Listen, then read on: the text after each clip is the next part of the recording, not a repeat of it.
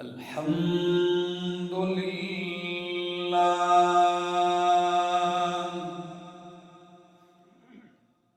الحمد لله رب العالمين والعاقبة للمتقين والصلاة والسلام على أشرف الأنبياء وإمام المرسلين وعلى آله وأصحابه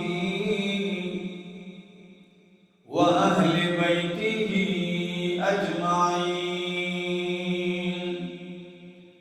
أما بعد فأعوذ بالله من الشيطان الرجيم. بسم الله الرحمن الرحيم.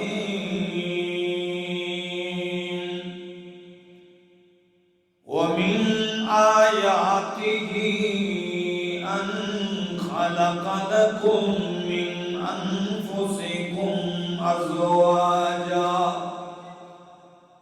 لتسكنوا إليها وجعل بينكم مودة ورحمة إن في ذلك لآيات لقوم يتفكرون. وقال تعالى: لقد كان لكم في رسول الله أسوة حسنة.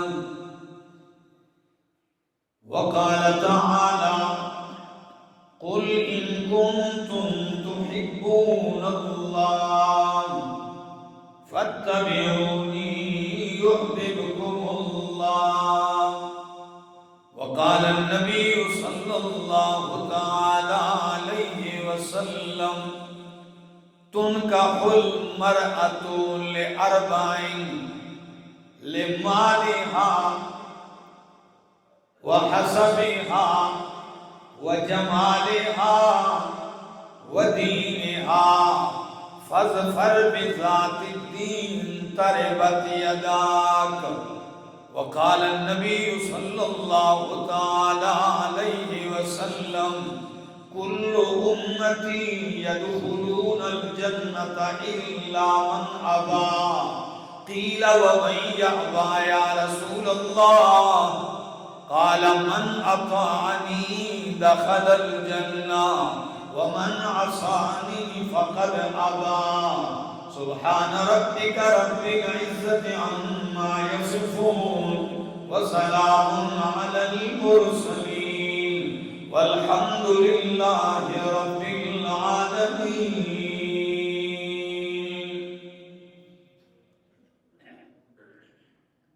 گر جنت میں جانے کا ارادہ ہو دوامی کا، گر جنت میں جانے کا ارادہ ہو دوامی کا، گلے میں توق ڈال محمد کی غلامی کا. محمد کی غلامی دین حق کی شرط اول ہے. اگر ہو اس میں کچھ خامی تو سب کچھ نامکمل ہے. محمد کی غلامی سند آزاد ہونے کی، خدا کے دامن توحید میں آباد ہونے کی. انتہائی قابل عزت، قابل احترام، ذی قدر و ذی وقار علماء کرام اور ضلع ہری پور کے اس علاقے سرائے نعمت خان اور سرائے نعمت خان کے اس گاؤں دربپانی اور گرد و نواح سے آئے ہوئے میرے معزز مکرم دوستو، السلام علیکم. دعا اور التجا ہے دربار الہی کے اندر کہ اللہ اللہ مجھے حق سچ کہہ سکنے سمجھا سکنے کی توفیق نصیب فرمائے، اور بعد ازاں مجھے اور آپ سب کو عمل کی بھی توفیق نصیب فرمائے۔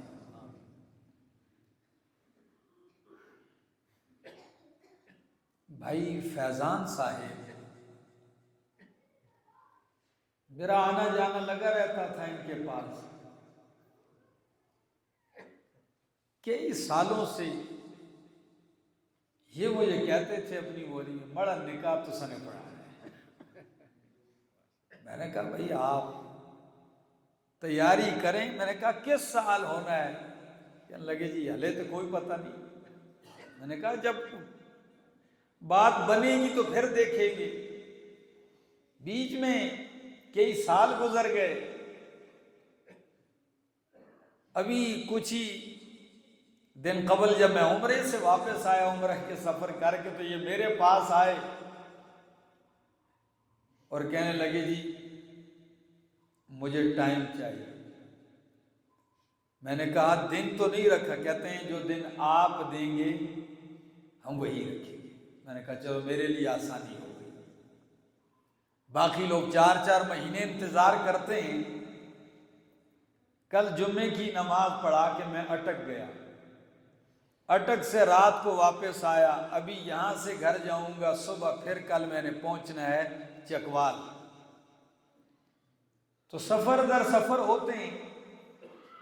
اللہ نے کیا آج ان کی اس خوشی میں آنے کا موقع نصیب ہوا۔ یقیناً اس جوان کی یہ محبت دین سے اور دین کا ایک نوکر اور خادم ہونے کی وجہ سے کہ میں دین کا نوکر ہوں، میری ساتھ یہ محبت۔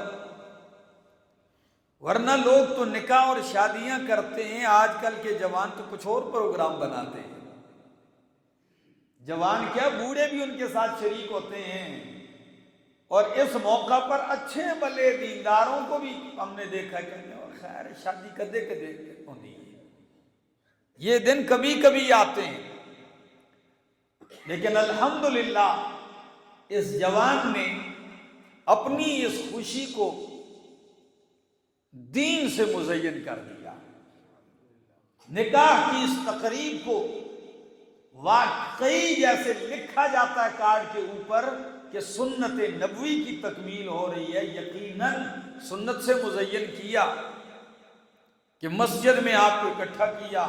اور آج میں آپ کی اس مسجد میں درم پانی کی اس خوبصورت مسجد کو میں نے دیکھا، یقین کریں جب مسجد کے اندر قدم رکھا تو میرے دل سے دعائیں نکلی کہ اللہ جن لوگوں نے اتنی خوبصورت مسجد بنائی ہے، اللہ ان کی دنیا بھی خوبصورت کر دے، آخرت بھی خوبصورت کر دے۔ دوستو مختصر سی گفتگو کروں گا، لیکن آپ کی حد درجہ توجہ چاہوں گا۔ نبی اکرم صلی اللہ تعالی علیہ وسلم، اللہ نے انہیں مبعوث کیا انسانوں کی طرف، اس امت کی طرف، تو ان کو جو دین دیا وہ دین کامل دیا۔ کیسا دین دیا؟ کامل دین دیا۔ اور کامل دین کا مطلب ہی یہ ہوتا ہے کہ اب کوئی ایسا دور نہیں آئے گا کہ کوئی اٹھ کے کہے جی دین میں کوئی کمی رہ گئی ہے، میں کیا کرنے لگا ہوں، اس کو پورا کرنے لگا ہوں، کوئی ٹاکی لگاؤں، کوئی تھگڑی شگڑی لگاؤں۔ نہیں، یہ ٹاکیاں اور تھگڑیاں لگانے کی ضرورت، کامل دین ہے۔ اور اس کی تکمیل کا اعلان اللہ نے ایک ایسے موقع پر کیا جب نبی اکرم صلی اللہ تعالی علیہ وسلم حجۃ الوداع کا موقع ہے، ذی الحج کا مہینہ ہے۔ تو ذی الحج اسلامی سال کا کون سا مہینہ ہوتا ہے؟ آخری۔ پھر اس کے بعد محرم، صفر، ربیع الاول۔ ربیع الاول کے مہینے کے اندر نبی اکرم صلی اللہ علیہ وسلم 12 ربیع الاول کو آپ دنیا سے رخصت ہوتے ہیں، یعنی 10 دن یہ کر لو، 12 اور 10 دن 20 ذی الحجہ کے 1 مہینہ اور بیچ میں 1 مہینہ اور، ٹھیک نبی اکرم صلی اللہ علیہ وسلم کے دنیا سے جانے سے قبل کتنے مہینے پہلے کی بات ہے یہ؟ 2 مہینے پہلے، 2 مہینے پہلے حج کا اجتماع ہے، حد نگاہ تک انسان کھڑے، جمعے کا دن ہے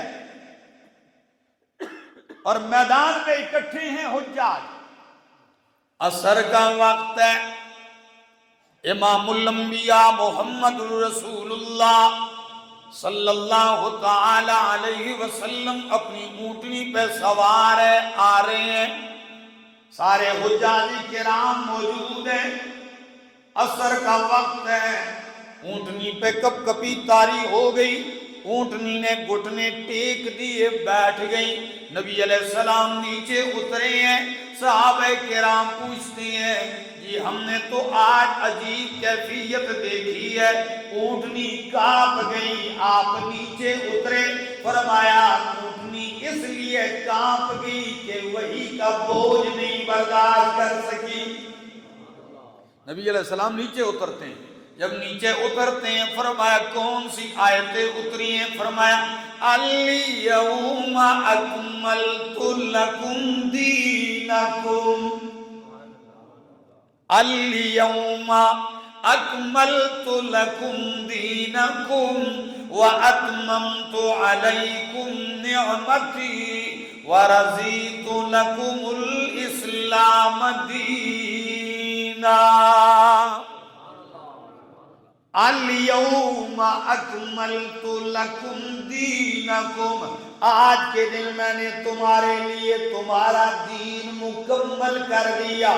دین چلا تو بہت پہلے سے تھا لیکن اس کی تکمیل کا اعلان پہلے نہیں ہوا، دین کی تکمیل کا اعلان تب ہوا جب میرے پاک پیغمبر آپ کی زندگی مبارک کے 23 سال لگ گئے، 23 سال لگے ہیں، دین مکمل ہو گیا۔ تو اس مکمل دین میں بیت اللہ سے لے کر بیت الخلا تک، پیدا ہونے سے لے کر جوانی تک، جوانی سے لے کر موت تک، پھر موت کے بعد سے لے کر دفنانے تک، سارے مرحلے آپ کو بتائے گئے ہیں۔ کیسے مرحلے ہیں، اس میں کیا کرنا ہے، بچہ پیدا ہو گیا کیا کرو گے؟ آزان دی جاتی ہے کہ نہیں دی جاتی؟ اقامت ایک کان میں دوسرے میں آزان، تاکہ آنے والے بچے کے کانوں میں سب سے پہلی صدا کون سی گونجے؟ اللہ اکبر، سب سے پہلی آواز اس کے کان میں اللہ کی، اللہ اکبر۔ بچے کو گٹی ڈالی جائے، تحنیک کہتے ہیں عربی میں اس کو۔ جب نبی اکرم صلی اللہ علیہ وسلم کے زمانے میں کوئی بچہ پیدا ہوتا کسی کا، اٹھا کے نبی علیہ السلام کے پاس لے آتے، آپ کھجور منہ میں چبا لیتے، اسے نرم کر کے بچے کے تالو میں ایسے رگڑ لیتے تھے۔ آپ کے لعاب دہن کو اللہ اس بچے کے لیے پہلی غذا بنا دیتے۔ آپ کو ابتدا سے بتایا جا رہا ہے کیا کرنا ہے۔ اب جب یہی پل رہا ہے، اس کی تربیت کرو، دیکھ بھال کرو، تعلیم دو، سمجھاؤ اس کو۔ جب یہ جوانی کی آغوش میں آتا ہے، اب آپ کو دین نے حکم دیا ہے کہ جب یہ جوانی چڑھنے لگا ہے، ماں باپ کا فریضہ ہے اس کے لیے اچھے رشتے کا انتظام کیجئے۔ میں اختصار کر رہا ہوں ورنہ دل چاہتا ہے بہت کچھ کہوں۔ نکاح کی تیاریاں، رشتہ تلاش کیا جا رہا ہے، دائیں بائیں لوگ گھوم رہے ہیں، ماں ادھر جا رہی ہے اپنی نظر دوڑا رہی ہے، باپ اپنی نظریں دوڑا رہا ہے، کہاں پہ نظر لگے؟ جی فلاں جگہ، فلاں کی بیٹی، فلاں کے گھر میں لڑکی ہے، وہاں سے انتخاب کیا جائے۔ کبھی بات بنتے بنتے پھر ٹوٹ جاتی ہے، کبھی کچھ لگا رہتا ہے سلسلہ، جب رب کی مرضی ہوتی ہے جوڑا بن ہی جاتا ہے۔ لوگ تلاش کیا کرتے ہیں؟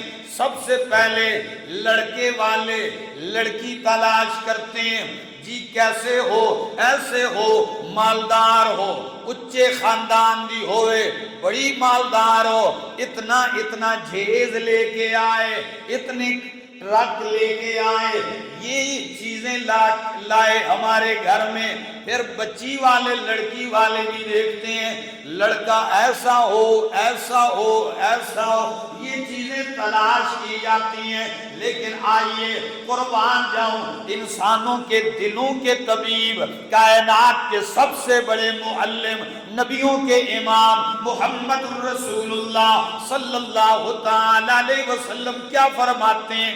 تُنْكَحُ الْمَرْأَةُ لِأَرْبَعٍ۔ یاد رکھنا میری ان باتوں کو، کسی بھی عورت سے نکاح کیا جاتا ہے عام طور پر معاشرے میں تو 4 وجوہات کی بنیاد پر۔ کتنی وجہ سے؟ لڑکی لوگ پسند کرتے ہیں کتنی چیزیں دیکھ کر؟ 4 وجہ سے۔ پہلی وجہ لمالہا، مال کی وجہ سے، غریب ہے ادھر پیر بھی کوئی نہیں پاتا، وہاں کوئی نہیں جاتا۔ دوسری وجہ وَلِحَسَبِہا، دیکھتے ہیں خاندان قبیلہ کیا ہے۔ اور تیسری چیز وَلِجَمَالِہا، دیکھتے ہیں لڑکی خوبصورت ہو، قد کاٹ اچھا ہو، جی حسن و جمال والی ہو۔ اور چوتھی چیز وَلِدِینِہا، چوتھے نمبر پہ کیا دیکھتے ہیں؟ دینداری۔ تو دھرم پانی والوں کتنی چیزیں ہو گئیں؟ پہلے نمبر پہ مال، دوسرے پہ حسب نسب، اور تیسرے پہ خوبصورتی حسن و جمال، اور چوتھے نمبر پہ دین۔ دین کو چوتھے نمبر پہ رکھتے ہیں، لیکن میرے پیغمبر نے کیا فرمایا؟ فَاظْفَرْ بِذَاتِ الدِّینِ، او میرا کلام سننے والے، او مخاطب، تو دین کو پہلے نمبر پہ لے آ۔ فَاظْفَرْ بِذَاتِ الدِّینِ، تو کس کو ترجیح دے؟ دینداری کو ترجیح دے۔ اس لیے کہ چیز ہی دین ہے، دین ہی کام آئے گا۔ دین بڑھاپے میں بھی کام آتا ہے، دین موت کے بعد بھی کام آتا ہے، دین قیامت کے دن بھی کام آئے گا۔ باقی مال، جمال، حسب نسب تو کبھی آخرت میں کام نہیں آئیں گے، دین ہی کام آئے گا۔ پہلے نمبر پہ دینداری کو رکھیے۔ آج افسوس ہے کہ ہم نے دینداری کو تو چوتھا نمبر بھی نہیں دیا۔ ہم نے باقی تینوں میں تو ہم غور کرتے ہیں، دین کو چوتھے نمبر پر بھی نہیں رکھا، یعنی اس کو کبھی خیال میں ہی نہیں لایا کہ اس کا بھی کوئی نمبر ہے۔ یہ پہلی چیز ہے۔ اللہ اکبر، آپ کو بتایا جا رہا ہے دینداری دیکھیے، حیا دیکھیے۔ میں اکثر کبھی کبھی سوچتا ہوں، دھرم پانی والوں، فیضان سننے کی بات ہے، میں نے کہا فیضان بھی کیا یاد رکھے گا، فیضان کچھ تو فیض ہونا چاہیے۔ اب سنیے، موسیٰ علیہ السلام اللہ کے کلیم ہیں، بڑے ہی عظیم ہیں، صاحب شریعت ہیں، صاحب تورات ہیں۔ جوانی میں مصر کے اندر باہر 2 بندے لڑ رہے تھے، کو مکہ مارا مر گیا، تفصیل نہیں کرتا ہوں، چل پڑے۔ فرعون نے آرڈر جاری کر دیا مل جائیں پھانسی قتل کا۔ موسیٰ علیہ السلام چل پڑے، چلتے ہیں میلوں راستہ طے کرتے ہیں، چلتے چلتے آپ پہنچتے ہیں کہاں پر؟ مدین۔ تھکے پیاسے بھوکے، کچھ بھی زیادہ راہ نہیں، آپ ایک درخت کے نیچے آ کے سائے میں یوں ٹیک لگاتے ہیں، بیٹھتے ہیں، دیکھتے ہیں کنواں ہے، گھاٹ ہے، سارے لوگ لگے اپنے جانوروں کو پانی پلا رہے ہیں۔ کیا پلا رہے ہیں؟ جانوروں کو پانی پلا رہے ہیں۔ قربان جاؤں اللہ کے کلیم بھی وہیں بیٹھے ہوئے یہ نظارہ دیکھ رہے ہیں. پانی پیتے پیتے لوگ آ رہے ہیں آگے، جانوروں کو، ریوڑ ہے، بکریوں کا ہے، اونٹوں کا ہے، کسی بھی جانور قسم کے جانوروں کو پانی پلایا جاتا ہے. آپ نے دیکھا 2 نوجوان لڑکیاں ہیں، وہ اپنے ریوڑ کو روک رہی ہیں، پیچھے دھکیل رہی ہیں. مرد سارے ایک دوسرے سے آگے بڑھ رہے ہیں اور وہ لڑکیاں اپنے ریوڑ کو روک رہی ہیں. وہ بھی پیاسے ہیں جانور آگے کی طرف وہ روک رہے ہیں. موسیٰ علیہ السلام یہ نظارہ دیکھ کے حیران ہوئے، اٹھ کے آ گئے، فرمایا کیا ہو گیا؟ ما خطبکما، او لڑکیوں تمہارا کیا معاملہ ہے؟ لوگ سارے آگے بڑھ رہے ہیں، تم پیچھے ہٹ رہی ہو. وہ دونوں کہنے لگی لا نسقی حتی یصدر الرعاء، ہم اس وقت تک پانی نہیں پلائیں گی جب تک کہ یہ باقی مرد پلا کے چلے نہ جائیں. وَأَبُونَا شَيْخٌ کبیر، ہمارا ابو بوڑھا ہے، گھر میں اور کوئی مرد نہیں، ابو بوڑھے ہیں تو ہم مجبوراً پلانا پڑتا ہے جانوروں کو. یہ مرد چلے جائیں گے پھر ہم اپنے جانوروں کو پانی پلائیں گے. موسیٰ علیہ السلام تو کڑیل جوان تھے. آپ نے کنویں سے ڈول نکالا، ان کے جانوروں کو سیراب کیا، کہا جاؤ. نے کہا آپ نے اتنی بڑی نیکی کی ہے تو کچھ نہ کچھ تو معاوضہ آپ کو ملنا چاہیے. آپ نے تو اس وقت موسیٰ علیہ السلام نے اتنی ڈیوٹی دی، پردیس بھی ہے، ضرورت بھی ہے، جیب بھی خالی ہے، آپ لے بھی سکتے تھے معاوضہ. آپ نے کہا میں نہیں لیتا، کیونکہ ان اجریہ الا علی اللہ، میرا معاوضہ کون دے گا؟ اللہ دے گا. لڑکیاں چلی گئیں واپس. موسیٰ علیہ السلام واپس آگے درخت کے سائے میں بیٹھ گئے. تھوڑی دیر بیٹھتے ہیں، وہاں دعا کرتے ہیں. اتنی لمبی کہانی کسی بات کے لیے چلا رہا ہوں، سنو گے جھوم جاؤ گے. آپ بیٹھتے ہیں سائے میں، کیا کہتے ہیں؟ رب انی لما انزلت الی من خیر فقیر، اے میرے اللہ آج اگر تو کوئی خیر نازل کر دے تو میں فقیر ہوں. اللہ کوئی بھی خیر تو نازل کر دے، بھیج دے اللہ، میں ضرورت مند ہوں، محتاج ہوں. اللہ فقیر ہوں، بھوکے ہیں، روٹی کی ضرورت ہے، کھانے کی ضرورت ہے. جب نیکی کی بدلہ رب پہ چھوڑا تو رب بدلہ کیسے دیتا ہے؟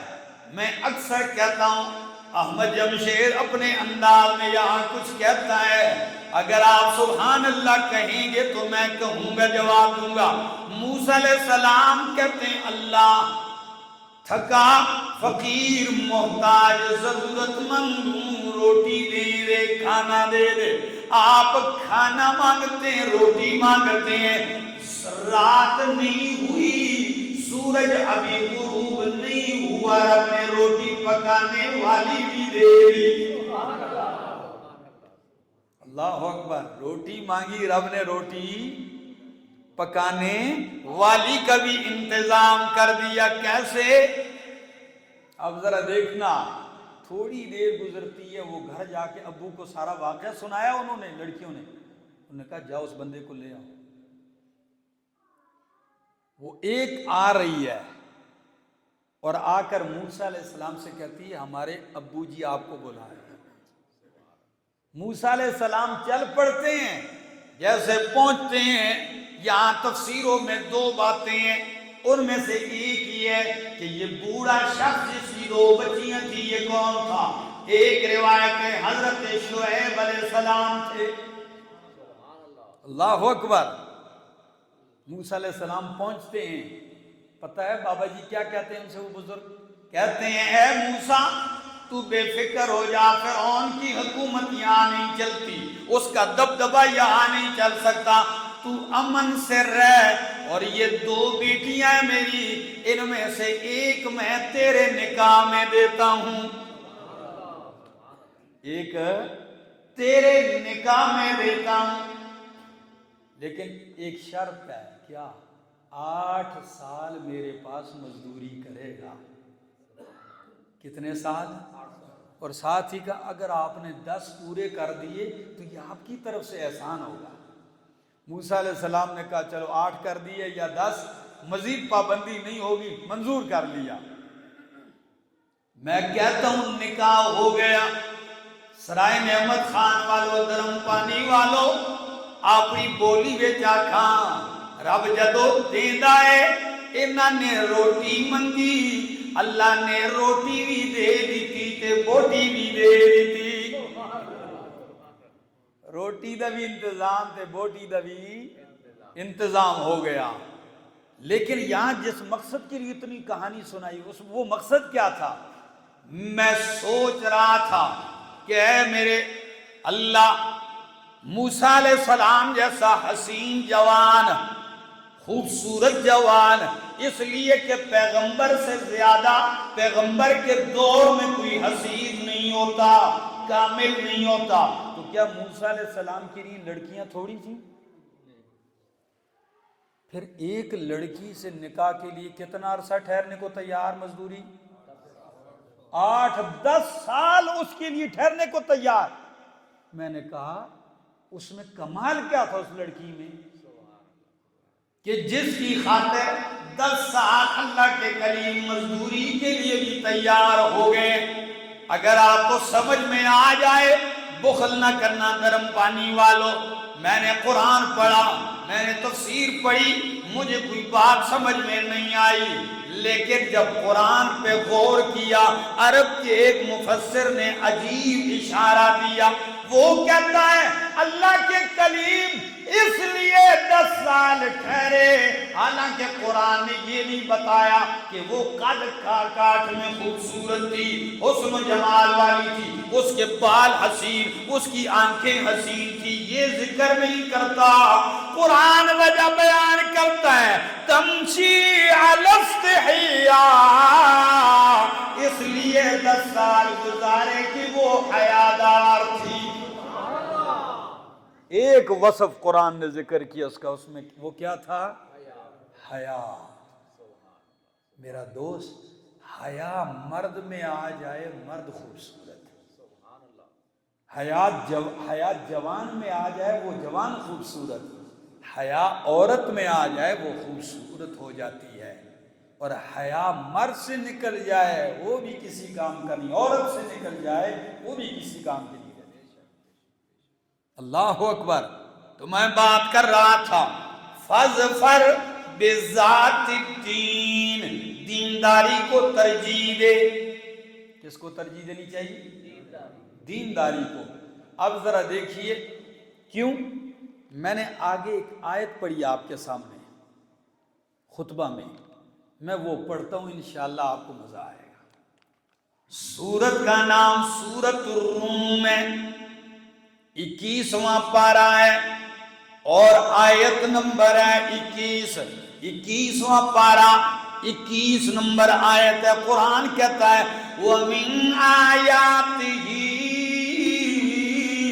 أَنْ خَلَقَ لَكُم مِّنْ أَنفُسِكُمْ أَزْوَاجًا، اللہ کی قدرت کی نشانیوں میں سے ہے کہ اس اللہ نے تمہارے لیے تمہاری جنس میں سے جوڑے بنائے ہیں۔ اس کی قدرت کی نشانیاں ہیں کہ تمہاری ہی جنس سے تمہارے لیے کیا بنا دیے؟ یعنی تم انسان ہو تو انسان کے لیے جوڑا بھی کیا؟ انسانوں میں سے بنا دیا، تمہاری جنس سے بنا دیا۔ اچھا، جوڑا بنایا، اب میاں بیوی جوڑا بن گئے۔ قرآن نے فلسفہ بھی ذکر کیا، وہ کیا؟ فرمایا لِتَسْكُنُوا إِلَيْهَا، اس لیے بنایا تاکہ تم اس کے پاس سکون حاصل کرو۔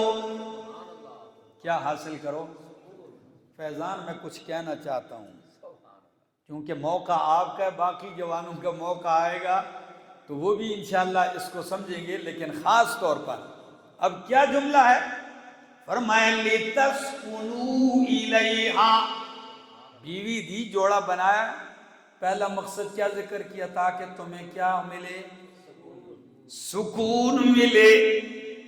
اچھا، دوسرا فرمایا وَجَعَلَ بَيْنَكُمْ مَوَدَّةً وَرَحْمَةً، اور اس اللہ نے تمہارے درمیان محبت اور رحمت اور مہربانی پیدا کر دی ہے۔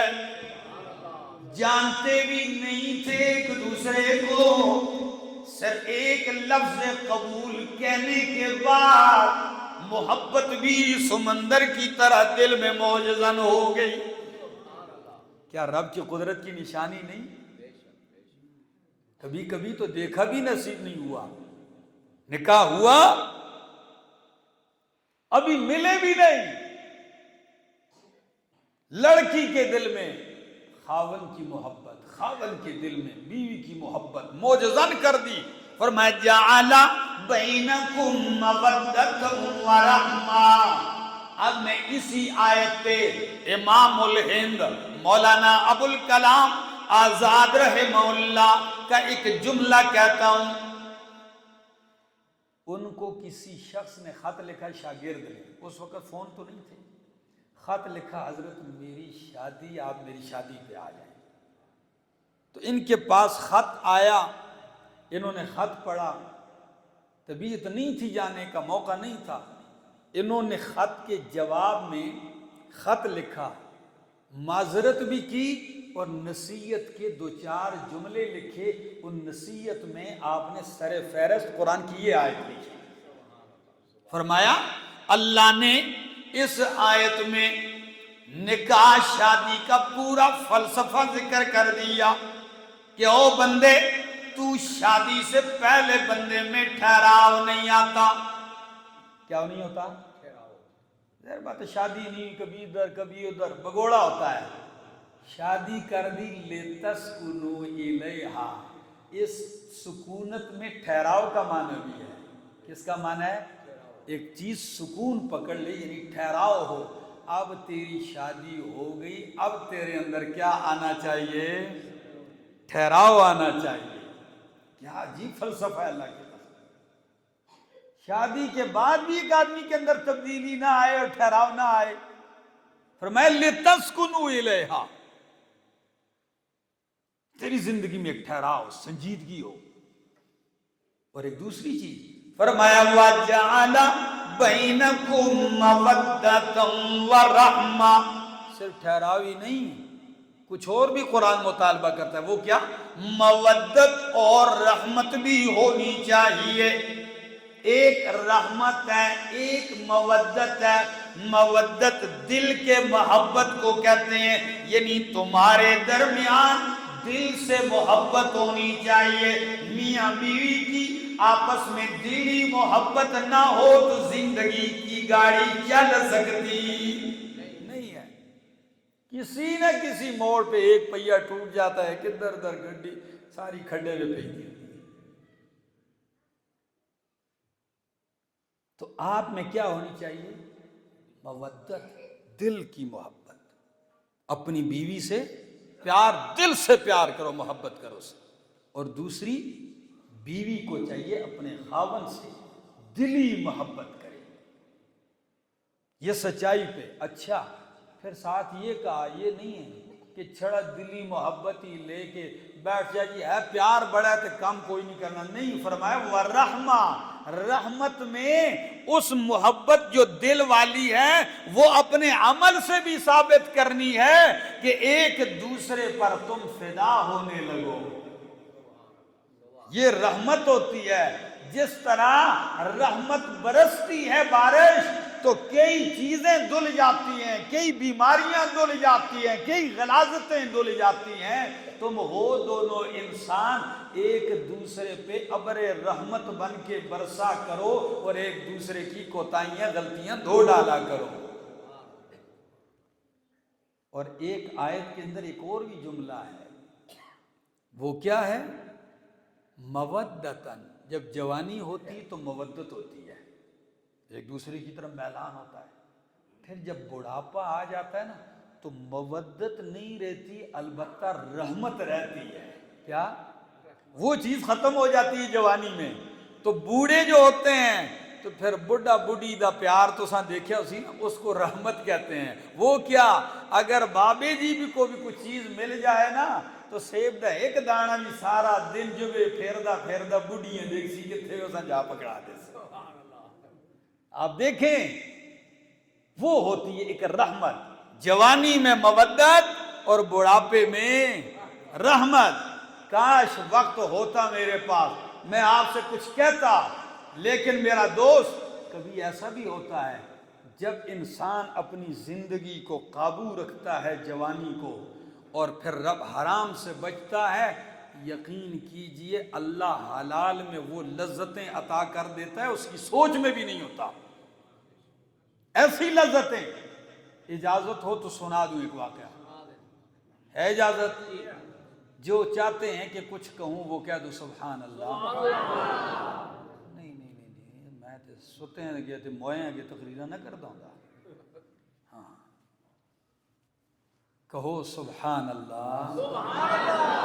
ایسے جاگو نا. مجھے پتہ ہے آپ نہ میرے مزاج سے واقف، میں آپ کے یہاں پہلی دفعہ آیا ہوں تو اس لیے آپ کو مانوس تو کر رہا ہوں.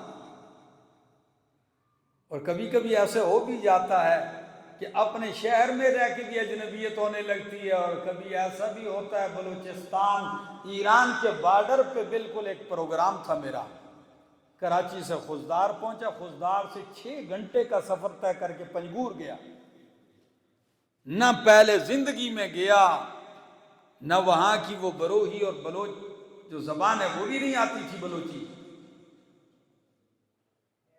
یقین کیجئے جب میں گیا 100 کلومیٹر وہ میرے استقبال کے لیے آگے آئے تھے تو میں نے کہا یہ پروگرام کی جائے. کہنے لگے نہیں، یہ 4 گاڑیاں تو ہم آپ کے استقبال کے لیے آئیں، راستہ 100 کلومیٹر آگے ہے. جب میں پہنچا آپ یقین کیجئے کہ میں نے سوچا پتہ نہیں یہاں کون ہوگا. میں نے دیکھا تو کم از کم 500-600 تو سٹیج پہ علماء بیٹھے ہوئے تھے اور مجمع کوئی 10,000 سے بھی اوپر کا تھا. رنگت ان کی سیاہ تھی لیکن اللہ گواہ ہے دل ان کے سفید تھے. اور جب میں ان سے رخصت ہونے لگا تو رو رہے تھے. تو کچھ آپ لوگوں کے اندر محبت دیکھ رہا ہوں، اس لیے ذرا جاگنے کا ثبوت دیجئے. زندگی میں کوئی پتہ نہیں ہے پھر مل کے بیٹھنے کا موقع ملے یا نہ ملے. میرا دوست امام عبداللہ بن مبارک رحمہ اللہ جو بھی بخاری کی احادیث پڑھتا ہے، مسلم پڑھتا ہے، ترمذی پڑھتا ہے، نسائی پڑھتا ہے، کوئی بندہ بھی احادیث کی کتابیں پڑھتا ہے وہ عبداللہ بن مبارک کو ضرور جانتا ہے. اس لیے کہ حدیثوں کے بہت بڑے امام گزرے ہیں، بہت بڑے محدث ہیں. ان کے والد غریب آدمی تھے، ان کا نام تھا مبارک. تو بیٹے کو یاد کیا جاتا عبداللہ بن مبارک. مبارک کے بیٹے تھے. مبارک کوئی جائیدادی نہیں تھا. مبارک ایک انار کے باغ میں ملازم تھا. ایک امیر آدمی تھا، اس کا باغ تھا اناروں کا، اس میں یہ ملازم تھا. عرصے سے ملازمت کر رہا ہے. ایک دن مالک آیا باغ والا، کہنے لگا مبارک ادھر آؤ. کہنے لگے کوئی میٹھا انار لے آؤ. جاؤ کسی درخت سے انار توڑو، میٹھا ہو. وہ جب انار لے کے آئے تو منہ کو لگایا، ترش تھا، پھینک دیا کہ بندے جاؤ دوسرا توڑ کے لیا. آپ کو پتہ نہیں میٹھا انار کہاں ہوتا ہے. وہ دوسری مرتبہ لائے، وہ پہلے سے زیادہ ترش ہے. 2-3 دفعہ جب یہ غلطی کی، انہیں جلال سے اس کی طرف دیکھا، کہا اتنے عرصے سے کام کر رہے ہو اس باغ میں، تجھے آج تک نہیں پتہ چلا کہ اس باغ میں میٹھا پھل کس درخت میں لگتا ہے؟ تو مبارک کہنے لگے اللہ کی قسم ہے مجھے نہیں پتہ کہ کس پھل کے اندر مٹھاس ہے، کون سے درخت کے ساتھ پھل میٹھا لگتا ہے، مجھے نہیں پتہ. تو مالک اور حیران ہوا، کہنے لگا عجیب آدمی. آپ کو ابھی تک پتہ نہیں چلا؟ کہنے لگے نہیں چلا۔ کہا وہ کیوں؟ کہا اس لیے کہ آج تک تیرے باغ کا میں نے کوئی انار چکھا بھی نہیں ہے۔ وہ اور حیران ہوا، کہا چکھا کیوں نہیں؟ کہا اس لیے تو مجھے میری تنخواہ دیتا ہے، چکھنے کی تو نے اجازت نہیں دی تو میں نے چکھا بھی نہیں ہے کبھی۔ اللہ اکبر، دیانتداری انتہا پر۔ مالک نے جب دیکھا کہ وہ جس کو میں ایک ملازم سمجھتا ہوں وہ تو تقوی کے کسی معیار پہ قائم ہے، کہا اچھا اتنے نیک ہو تو پھر میں تجھ سے کچھ پوچھنا چاہتا ہوں، اس جوانی میں تیرے تقوی کا یہ عالم ہے، پھر میں کچھ پوچھنا چاہتا ہوں۔ کہا پوچھو، آئے گا تو میں جواب دوں گا، نہیں آئے گا تو نہیں دوں گا۔ کہنے لگے بیٹی کے رشتے آ رہے ہیں، بہن کے رشتے آ رہے ہوں تو بندہ بیٹی کا رشتہ کس کو دے؟ بس یہ مجھے بتاؤ ذرا کیسا بندہ ہونا چاہیے؟ تو مبارک جو ملازم تھے وہ کہنے لگے میرے باغ کے مالک سن لیجئے، یہودی مال دے کے رشتہ دیتے ہیں۔ کتنی کمال کی بات ہے، یہود کس کو دے کے رشتہ دیتے ہیں؟ اس وقت بھی مال پہ مرتے تھے، اور مال سے محبت آج بھی پوری دنیا کی معیشت ان کے ہاتھ میں، مال دے کے رشتہ دیتے ہیں۔ اچھا، عیسائی حسن و جمال دے کے رشتہ دیتے ہیں، اور عرب کے جاہل جو ہیں وہ حسب نسب دے کے رشتہ دیتے ہیں، اور مسلمان دینداری دے کے رشتہ دیتے ہیں۔ اب تیری مرضی ہے، وہی جو شروع میں حدیث پڑھی ساری اسی کے ساتھ جڑتی باتیں کہہ دی۔ جب یہ کہیں وہ کہنے لگا ٹھہرو اتھے بہو میں آنا۔ سیدھا مالک باغ کا آیا گھر، بیوی سے کہا تیری بیٹی کی ناز نخرے کے بڑے رشتے آئے، کیونکہ امیر گھرانے سے بڑے رشتے آئے، کوئی رشتہ مناسب نہیں مل رہا۔ بیوی سے کہا رشتہ مل گیا، وہ خوشی سے جھوم اٹھی، کہاں رشتہ ملا؟ کہا جی رشتہ وہی ہے جو میرے باغ کا نوکر ہے، ملازم۔ کہا تو پہلے بھی آپ نے کبھی اس کی طرف دھیان نہیں دیا؟ کہنے جی پہلے مجھے سے ملازم ہی نظر آیا، اب تو دینداری اور تقوی کا مینار نظر آیا۔ نے کہا مجھے منظور ہے۔ بس سیدھے آئے، بیٹھ گئے، مبارک کو بٹھایا اور بٹھا کے نکاح پڑھ دیا، رشتہ ہو گیا۔ اگر بات دل کو لگے تو سبحان اللہ کہہ دینا میری تقریر ختم۔ جس باغ میں نوکر تھے اسی باغ میں حرام کا ایک دانہ بھی نہیں چکھا، حرام سے بچ گئے۔ اللہ نے اسی باغ میں شادی بھی کروا دی، ادھر نکاح ہوا، ادھر باغ کے مالک نے کہا یہ باغ میں نے شادی کے اندر تحفے میں دے دیا ہے تجھے۔ اللہ اکبر، جس باغ سے حرام دانہ نہیں کھایا رب جب دیتا ہے اسی باغ کا مالک بنا دیا۔ میرا پاکیزہ یوسف، میرا معصوم یوسف، حسین یوسف، پیغمبر کا بیٹا یوسف، پیغمبر کا پوتا یوسف، پیغمبر کا پڑپوتا یوسف، خود پیغمبر یوسف جوانی میں جس محل میں گناہ سے بچ گئے، گناہ نہیں کیا اور جیل جانا پسند کیا، رب نے کہا جس محل میں اس حرام کام سے تم نے اپنے آپ کو بچا لیا، جیل چلا گیا، اب میری عطا بھی دیکھ، میں اسی محل میں واپس تجھے بادشاہ اور مالک بنا کے لے جاؤں۔ اسی میں بادشاہ بن کے آئے۔ آئیے دوستو اپنی زندگیوں کو بدلیے، انشاءاللہ راحت پاؤ گے، سکون پاؤ گے، زندگی باقی، ملاقات باقی۔